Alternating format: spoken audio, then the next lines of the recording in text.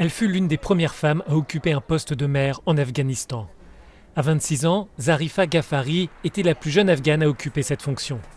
Les menaces de mort, les tentatives d'assassinat et le meurtre de son père n'ont pas mis fin à son engagement.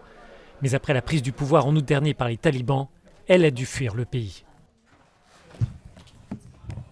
Le jour où Kaboul est tombé, j'ai vu ce jour-là comment les choses ont changé en quelques heures. C'était un choc. Ce fut un choc et cela restera un choc. Le même choc ressenti par la communauté internationale et les citoyens. C'était comme ça pour nous. Elle a fui le pays cachée dans une voiture avec sa famille. Elle se dissimulait sur le sol du véhicule en se couvrant à chaque point de contrôle des talibans.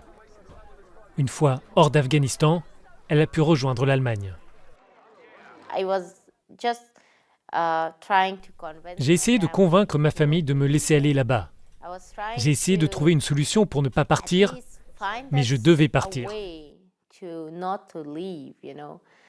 Au moment d'embarquer dans l'avion, c'était plus difficile que la mort de mon père.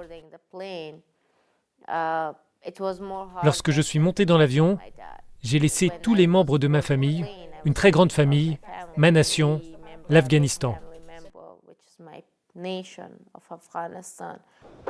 Désormais, elle alerte la communauté internationale pour défendre les droits des femmes dans son pays. Zarifa Ghaffari s'est rendue à Bruxelles pour participer à une conférence. Pour la jeune femme, cette rencontre est une tribune afin d'envoyer un message aux institutions européennes. Arrêtez de parler avec le gouvernement taliban. C'est les reconnaître, c'est leur donner le pouvoir. De plus, cela les conforte dans toutes les mesures qu'ils veulent prendre en Afghanistan. Et si vous les financez directement, auprès de qui rendront-ils des comptes à propos de cet argent? Comment s'assurer que l'argent que vous versez servira au bien-être des citoyens?